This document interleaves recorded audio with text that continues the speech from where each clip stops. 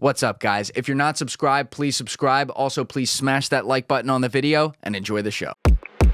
You want to get really exciting here. I always want to get really exciting here. Come on, Matt. Let's go. Okay, I'm going to show you a picture because I don't have it on. My phone's not on.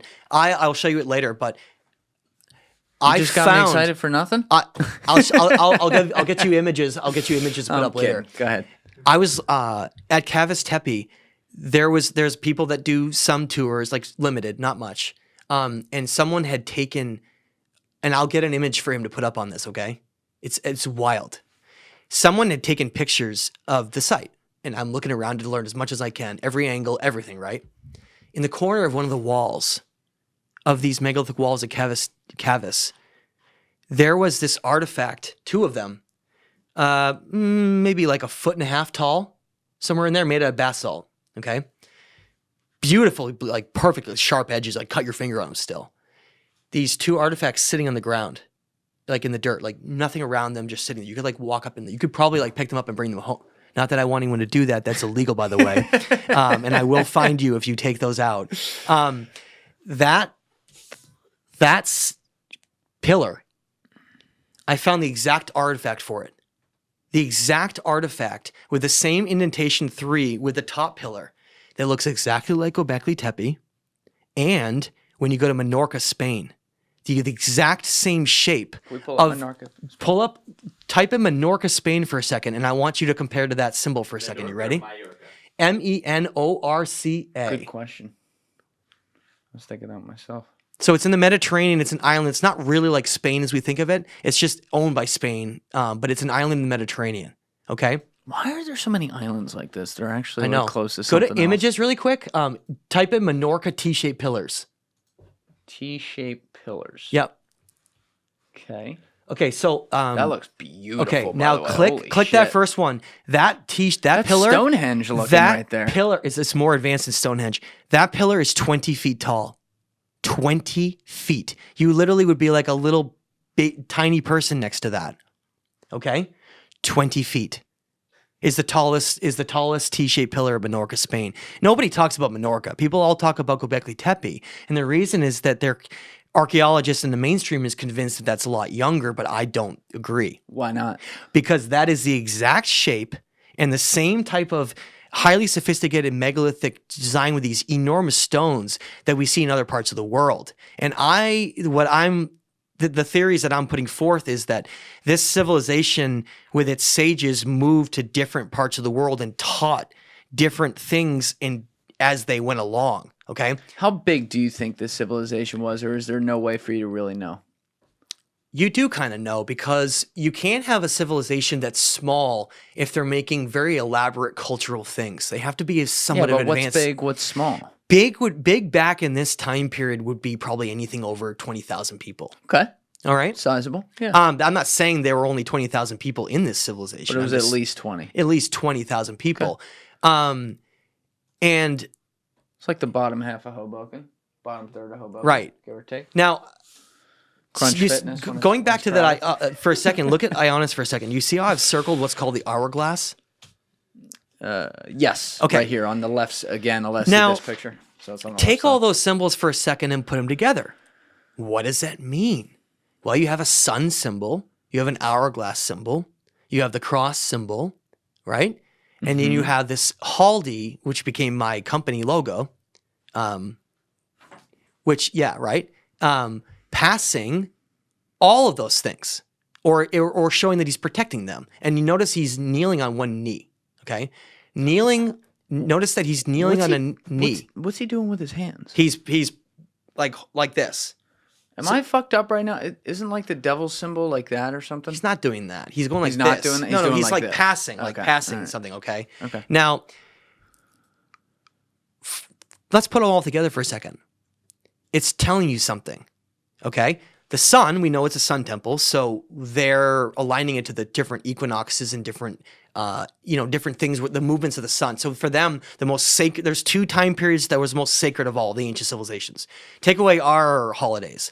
For them, the summer and the fall equinox, spring and the fall equinox were basically the most important 2 times for them. The time period when the sun comes directly vertically over your head, okay? That's the equinox. That's what it means. An equinox simply means that the sun, it's only 2 times the entire year this happens, right? That's what they're called that. The sun passes directly overhead. Yes. So for them, because they're worshiping the sun, because they believe the sun was God, okay? They called the sun Anu or Utu, depending on how they want to use it.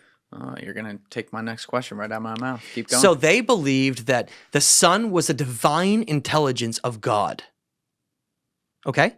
And that they believed that stars, the sun, are very different than we perceive them today. They're not just plasma gases that float around, whatever.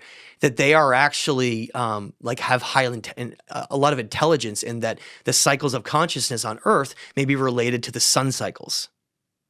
Okay? The cycles of consciousness. Yes. Those yuga cycles of us reaching higher states and then going back down to lower states, they seem to be based on things that have nothing to do with us at all. And we seem to be just along for the ride. That's what it seems more like, okay? Now, go back to the temple again. So it's a sun temple. Just like Tiwanaku is a sun temple with specific focusing and mapping the sun. Same 2 things, exactly. That's the famous sun gate you've seen. I don't have the sun gate picture on here, but everyone's seen the famous gate of the sun, right, at Tiwanaku. But also they have the hourglass. What does an hourglass mean to you? Time. Right. So if you had an hourglass and you had a symbol of the sun above it, and you use the sun to measure time, you're referring to being a keeper or like a protector of time. Because look at what's next to the hourglass. Why do you say a protector? Because what's the symbol that's next to the hourglass? Look, what is that? On the Griffin? right, Griffin. Don't use Harry Potter. I'm fucking with you, dude. See, I'm just trying to keep you honest. Yeah. So that is a griffin. What is a griffin? A griffin is simply a lion, and an eagle together. These are griffins. It's a symbol for strength. It was in the ancient world, they believed that you invoked a powerful strength that you could use it as like a protector, which is why at Giza, the great Sphinx used to be a lion, not a pharaoh, because a lion, it was facing the constellation of Leo, and a lion to the ancient Egyptians was the most powerful symbol for strength to protect something that they had. So the lion there, and look, the lion is here too. Bravo. The lion and the eagle, which we see all over the world, yes, they're symbols for strength. And that's why, so go back to your chart. So in this case, the griffin is a protector. Does that make sense? Because it's a lion and eagle together. The eagle is like the totality of all above, and the lion is like the strength of like down in our realm. So it's like the strength from above and below. Question on that? Yeah. Because this is so disintegrated. Sure. Are we making a very highly educated, reasonable guess in saying that's what it is? No, eagle? there's that. So that temple has that icon like 10, 15 times. Okay. So turn it over for a second. Mm-hmm. See, it goes the symbols go all around the whole site. So there's better images of it that are more preserved. Right. The circle is just. Oh yeah, look right there. Yeah, see? So the circle, it just happens to be in front of the altar where the cross is, where the main symbols are. That actually looks like a fucking unicorn. Whoa. It's a griffin. Yeah, I know. It just looks like a unicorn. So the griffin became one of the main protector symbols of the ancient Greek civilization. Okay? What years are we talking on that ballpark? Well, according to Plato, remember we talked about last time. I love Plato. Plato, Diodorus, and the temple priests of Sais is that there was another civilization that existed at the same time as Atlantis. Yes. The ancient Proto-Athenian civilization. Yep. And they're the ones that became the Greeks as we know it. Well... How much longer before did you think that was? Well, it would have been thousands of years after this. And the thing that's fascinating, though, is that griffin... That's the main symbol of Ionis and of this civilization, became one of the main symbols of the Greeks. And the bloodline charts of the sun that was supposed to, according to biblical charts, that was supposed to be in that region was Japeth. And Japeth is the one that's mentioned in the king's list at Tepe, showing that it's true. He truly was the descendant that was in charge of that civilization. And who was he descended from again? Noah. Right. But what I'm trying to say, he was one of the sons. Right. But here's what I'm trying to say is he's assigned in according to these regions. There are 3 sons. There is Japeth. Thoth. No, that's part of Egypt. after. God though. damn it.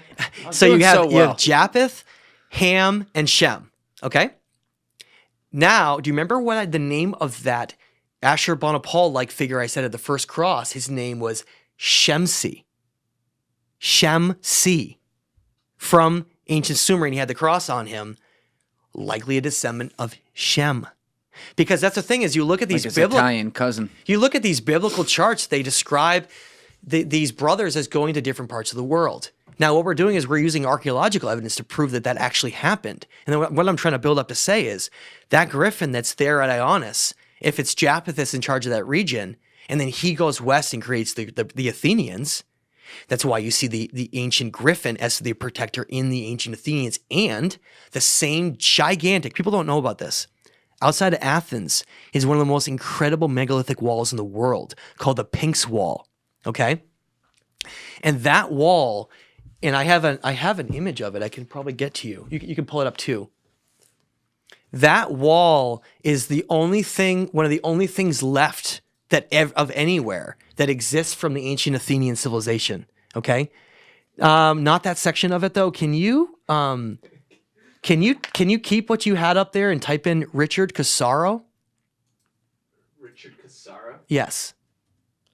Like that? Yeah, you'll find it just like it sounds. Thank you. Second picture. Second one. There you go, right there.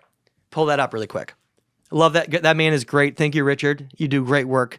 He is the one who pioneered the fleur-de-lis symbol with the triptych doorways around the world, and I do want to give him credit for that. So thank you, Richard. Because I've definitely built off a lot of his work with these civilizations and these discoveries. Now, look at these blocks. Not only do you get the polygonal type of building like we see in South America, but you remember this idea of this stepped level? Yeah. It's part of like a teaching aspect.